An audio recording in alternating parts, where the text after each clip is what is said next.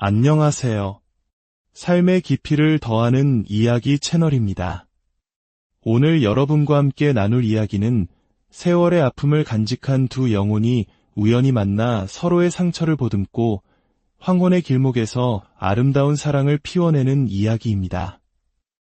이 이야기가 여러분의 마음에 하나님의 따스한 위로와 은혜로 다가가기를 기도합니다.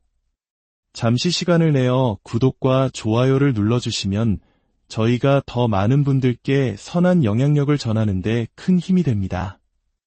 여러분의 작은 손길 하나하나에 축복이 깃들기를 바랍니다. 그럼 장정문 작가의 단편 소설을 바탕으로 새롭게 구성한 이야기 지금 시작합니다. 편안한 마음으로 귀 기울여 주시길 바랍니다. 그해 5월, 세상은 눈부신 실록으로 가득했고 햇살은 유난히 따스했습니다. 충청남도 대전을 향하는 관광버스 2대가 고속도로를 시원하게 달리고 있었습니다. 한국기독문학회 회원들이 떠나는 문학기행이었습니다. 서울과 근교에 사는 남녀 회원들의 얼굴에는 봄나들이에 대한 설렘과 기대가 가득했습니다. 앞쪽 버스 중간쯤 창가 자리에 60대로 보이는 한 남자가 앉아 있었습니다. 그는 스쳐 지나가는 풍경에서 눈을 떼지 못했습니다. 그의 이름은 박성훈, 대학에서 영문학을 가르치는 교수였습니다. 그의 옆자리에는 50대 초반으로 보이는 단아한 여인이 문학 잡지를 읽고 있었습니다. 갸름한 얼굴에 연초록 블라우스가 잘 어울리는 지적인 아름다움을 지닌 여인이었습니다. 두 사람은 서울 강남 터미널에서 버스에 오르며 우연히 옆자리에 앉게 된 오늘 처음 만난 사이였습니다. 한참 동안 창밖 풍경에 감탄하던 성훈이 옆자리 여인에게 조심스럽게 말을 건넸습니다. 5월의 여왕이라 불릴 만한 날씨입니다. 자연이 참 아름답군요. 저는 박성훈이라고 합니다. Y대학에서 영문학을 가르치고 있습니다. 실례가 안 된다면 선생님 성함도 여쭤봐도 되겠습니까? 책에서 눈을 뗀 여인이 부드러운 미소와 함께 대답했습니다. 안녕하세요. 저는 임문희라고 합니다. 임문희, 왠지 한번 뵌 듯한 이름입니다. 그러세요? 오늘 이렇게 만난 것도 어떤 인연이겠지요. 문희, 그럴 문에 기쁠 희를 쓰시는지요? 네, 맞습니다. 그를 기뻐한다는 뜻의 이름인데 이렇게 버스 안에서도 책을 읽으시니 이름값을 하시는군요. 네, 저는 글을 참 좋아합니다. 이화여대에서 문학을 전공했거든요. 문희는 수줍게 웃었습니다. 국문학을 하셨습니까? 아니요, 불문학입니다. 프랑스 파리에서 유학도 했었습니다. 성훈의 눈이 빛났습니다. 아, 레미제라블과 몬테크리스토 백작의 나라, 프랑스 낭만주의 문학의 심장에서 직접 공부하셨군요. 정말 대단하십니다. 박 선생님이야말로 대학에서 후학을 양성하시는 존경받는 교수님이시잖아요. 두 사람은 서로를 향한 존중과 호감 속에서 대화를 이어갔습니다. 버스는 3시간쯤 달려 서대전의 한 휴게소에 멈췄고 회원들은 늦은 아침 겸 점심을 먹기 위해 식당으로 들어갔습니다. 성훈과 문희는 자연스럽게 같은 식탁에 마주 앉았습니다. 식사를 하며 이야기를 나누다 보니 두 사람 모두 교회에 다니는 신실한 그리스도인이라는 공통점을 발견했습니다. 우리가 예수 그리스도를 믿는 신앙의 형제자매였군요. 이렇게 믿음 안에서 만나 이야기를 나누게 되다니 이 모든 것이 하나님의 은혜라는 생각이 듭니다. 성훈의 말에 문희도 고개를 끄덕였습니다. 성훈이 내민 손을 문희가 따뜻하게 맞잡았습니다. 그 짧은 순간 두 사람은 손을 통해 서로의 외로움과 삶의 무게를 어렴풋이 느낄 수 있었습니다. 식사를 마치고 다시 버스에 오른 일행은 백제의 예수도 부여로 향했습니다. 잠시 후 문학 강연이 시작되었습니다. 백제문화 예술의 미와 의미라는 주제의 강연은 깊은 울림을 주었습니다. 특히 한 회원의 질문, 일본 아스카 문화에 큰 영향을 준 것이 백제임을 인정하면서도 왜 현대 일본인들은 한국을 무시하는 심리를 갖게 되었는가에 대한 강연자의 답변은 모두를 생각에 잠기게 했습니다. 강연이 끝나고 일행은 정림사지로 향했습니다. 넓은 잔디밭 한가운데 세월의 흔적을 고스란히 간직한 정림사지 5층 석탑이 웅장하게 서 있었습니다. 그 고색 창연한 아름다움 앞에서 모두가 숙연해졌습니다. 안내인의 설명이 이어졌습니다. 백제의 예술은 우아하고 섬세하며 세련된 미학의 정수입니다. 저 석탑과 경내의 불상들은 마치 완벽하고 아름다운 여인의 자태처럼 탁월한 아름다움을 보여줍니다. 나란히 서서 설명을 듣던 성훈이 문희의 손을 꼭 잡으며 귓가에 속삭였습니다. 우아하고 섬세한 아름다움이라. 마치 문희 씨의 모습 같습니다. 문희는 말없이 살포시 미소만 지을 뿐이었습니다. 자유시간이 주어지자 두 사람은 다른 회원들과 함께 부여박물관으로 향했습니다. 백제의 화려했던 옛 궁중의 의상과 유물들을 보며 시간 가는 줄 몰랐습니다. 어느덧 서울로 돌아가야 할 시간. 돌아오는 버스 안에서도 두 사람은 같은 자리에 앉았습니다. 차 안에서는 부여 여행에 대한 소감을 나누는 시간이 마련되었습니다. 여러 회원들이 저마다의 감상을 이야기했고 박성훈 교수도 마이크를 잡았습니다. 오늘 정말 즐거웠습니다. 몇 년 전에도 와본 곳이지만 오늘 정림사지에서 들은 백제예술의 아름다움은 제 가슴에 더 깊은 감동으로 다가왔습니다. 완벽하게 세련된 여인과 같은 예술이라는 그 찬사. 저는 아름다움을 사랑하고 찬양합니다. 성우는 마치 시를 읊은 듯한 몸짓과 함께 말했고 회원들은 모두 웃으며 박수를 쳤습니다. 돌아오는 길, 성우는 자신의 이야기를 털어놓았습니다. 휴전선 가까운 경기도 파주가 고향이며 영국 런던 유학 후 교수가 되었다는 이야기. 그리고 한 여성과 결혼했지만 지금은 혼자라는 사실까지. 그러나 왜 혼자가 되었는지 그 구체적인 이유는 말하지 않았습니다. 문희는 더 이상 묻지 않았습니다.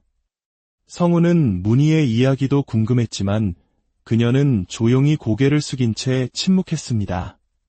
저도 하고 싶은 말은 많지만 오늘은 하지 않겠습니다. 그녀의 눈빛에 스치는 깊은 슬픔을 성우는 보았습니다. 버스는 서울 강남터미널에 도착했고 사람들은 아쉬운 작별 인사를 나누며 흩어졌습니다. 우리 다시 만나요. 가까운 시일 내에 성훈이 간절하게 말했습니다. 네. 날짜와 장소를 정해서 알려주세요. 문희는 망설이지 않고 답했습니다. 그렇게 헤어진 지 2주가 지난 어느 월요일, 두 사람은 종로의 한 한식집에서 다시 만났습니다. 식사를 마치고 함께 탑골 공원을 걸었습니다. 손을 잡고 걷는 두 사람의 모습은 오랜 연인처럼 다정했습니다. 공원 벤치에 앉자 성훈이 말했습니다. 오늘은 우리의 지난 삶에 대해 좀 더 깊은 이야기를 나누고 싶습니다. 제 이야기부터 하지요. 그는 이혼 후 자식들도 모두 출가하여 혼자 지내는 외로운 독신 생활에 대해 담담히 이야기했습니다. 전 부인은 이미 재혼하여 호주에 살고 있다는 사실도 덧붙였습니다. 지난 세월 저에게 과실이 많았습니다. 그 이야기는 더 하고 싶지 않군요. 문희는 그의 아픔을 짐작할 수 있었지만 아무것도 묻지 않았습니다. 이번에는 성훈이 물었습니다.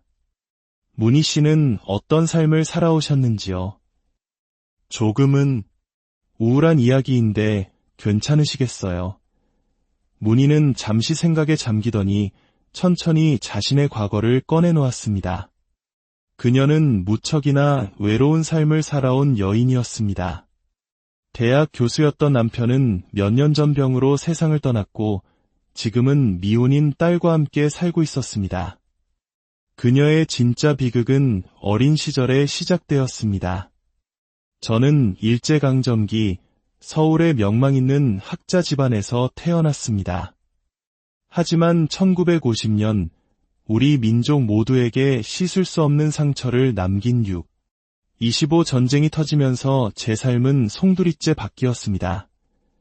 전쟁이 터진 그해 겨우 4살이었던 문희는 한밤중에 집에 들이닥친 인민군들에게 아버지와 어머니가 끌려가는 것을 목격해야만 했습니다. 잠에서 깨어난 어린 문희가 할 수 있는 것은 그저 목 놓아 우는 것뿐이었습니다. 그 기억은 초로가 된 지금도 어제 일처럼 생생합니다. 부모를 잃은 어린 문희는 아버지의 여동생, 즉 고모의 손에 자랐습니다. 전쟁통에 고모의 살림도 넉넉지 않았지만 고모 부부는 가여운 조카를 친자식처럼 아끼고 사랑으로 키워주었습니다. 문희는 부모님을 닮아 글과 예술의 재능이 있었고 늘 우등생이었습니다. 이화여대를 졸업하고 프랑스 유학까지 다녀올 수 있었던 것은 모두 고모 부부의 헌신적인 사랑 덕분이었습니다. 너무나 아프고 슬픈 이야기군요. 성우는 문희의 등을 어루만지며 위로했습니다. 하나님께서는 고난과 역경을 통해 일하신다고 했는데 문희 씨의 삶이 바로 그 증거입니다. 그 모든 슬픔을 딛고 이렇게 아름답고 성공적인 삶을 이루어내셨으니 하늘에 계신 아버님께서도 분명 기뻐하실 겁니다. 문희의 아버지는 일제강점기 일본 와세다 대학 영문학을 전공하고 해방 후 서울대학교에서 영문학을 가르치던 저명한 학자이자 문인이었습니다. 전쟁으로 납북되지 않았다면 한국 문학사에 큰 획을 그었을 인물이었습니다. 박 교수님, 인생은 참 외롭고 허무한 것 같아요. 저희 세대는 이 비참한 전쟁까지 겪었으니 저보다 더 아프고 외로운 사람들이 얼마나 많겠어요. 교수님은 25대 어떠셨나요? 저 역시 전쟁의 상처를 비껴갈 수 없었지요. 성훈의 얼굴이 어두워졌습니다. 이야기가 길어질 것 같으니 자리를 옮길까요? 저기 보이는 찻집으로 가시지요. 조용한 찻집에 자리를 잡은 성훈은 자신의 전쟁 경험을 털어놓았습니다. 제 고향은 38선과 가까운 파주입니다. 전쟁이 나자마자 인민군에게 점령당했고 당시 17살 소년이었던 저는 강제로 인민군에 입대해야 했습니다. 그들은 우리를 의용군이라 불렀지요. 스스로 지원했다는 뜻으로 꾸며낸 말이었습니다. 그는 경기도 이천의 한 산골짜기에서 국군의 포탄 파편에 팔을 맞아 부상을 입었고 그날 밤 목숨을 걸고 부대를 탈출했다고 했습니다. 고향집 헛간에 숨어 지내던 중 메가더 장군의 인천 상륙작전으로 전세가 역전되었습니다. 그는 미군을 환영하러 나갔고 한 달 후에는 대한민국 국군에 입대했습니다. 하지만 폐렴이 악화되어 의병 제대를 하게 되었고 그 덕분에 중공군의 개입으로 가장 치열했던 전투들을 피할 수 있었습니다. 참으로 천우신조였습니다. 하늘의 도우심으로 살아남은 것이지요. 하나님께서 제게 어떤 사명을 주셨다고 믿습니다. 이 땅에서 벌어진 전쟁의 비극과 공산주의의 잔혹함을 증언하라는 사명 말입니다. 어쩌면 문희 씨도 저와 같은 사명을 받았을지 모릅니다. 선생님 말씀을 듣고 보니 저도 그런 것 같습니다. 두 사람은 전쟁의 아픔과 자유의 소중함에 대해 깊은 이야기를 나누었습니다. 특히 납북된 문희의 아버지가 어떻게 되셨을까 하는 이야기에 이르렀을 때 문희는 프랑스 유학 시절 들었던 소식을 전했습니다. 북한에서 온 사람을 통해 평양에서 아버지가 영어를 가르쳤다는 말을 전해 들었다는 것이었습니다. 그 후로는 어떤 소식도 들을 수 없었다고 했습니다. 어두운 이야기는 그만하기로 한두 사람은 찻집을 나와 노을 지는 거리를 걸었습니다. 성우는 어느새 문희의 어깨를 감싸 안았고 그녀는 자연스럽게 그에게 기댔습니다. 언제나 선생님과 이렇게 함께 걷고 싶어요. 나도 그렇소. 사랑하는 문희 씨. 어느덧 저녁이 되었지만 문희는 아들 집에 가봐야 한다며 아쉽게 작별을 고했습니다. 신촌의 집으로 홀로 돌아온 성우는 텅 빈 방 안에서 문득 깊은 외로움을 느꼈습니다. 문희를 만나기 전에는 익숙했던 고독이 그녀를 만난 후에는 견디기 힘든 적막함으로 다가왔습니다. 그는 책상 의자에 앉아 간절히 기도했습니다. 하나님 아버지, 감사합니다. 오늘도 문희 씨를 만나게 해주셔서 즐거웠습니다. 하지만 홀로 있는 이 삶은 너무나 외롭습니다. 제 나이 비록 노년이지만 부디 짝을 찾아 함께 살게 해주소서. 그날 밤 성우는 신비로운 꿈을 꾸었습니다. 푸른 잔디밭 저편에 연분홍 저고리와 초록 치마를 입은 여인이 서서 그에게 손짓하고 있었습니다. 다름 아닌 문희였습니다. 바쁜 한 주가 지나고 성우는 문희에게 전화를 걸었습니다. 문희 씨, 제가 6월 중순에 며칠간 휴가를 얻었습니다. 2박 3일로 함께 여행을 가고 싶습니다. 춘천이나 온천 쪽을 생각하는데 어떠신지요? 선생님, 저는 옥천이 좋아요. 정지용 시인의 고향이잖아요. 옥천이라 좋습니다. 그럼 6월 20일 토요일 아침 9시에 강남역에서 만나 함께 갑시다. 그녀가 자신의 2박 3일 여행 제안을 너무나 쉽게 받아들이자 성운의 가슴은 벅차올랐습니다. 이것은 두 사람이 한마음이 되어도 좋다는 뜻이 아닐까? 약속한 6월 20일 아침 두 사람은 강남버스터미널에서 반갑게 만나 옥천행버스에 올랐습니다.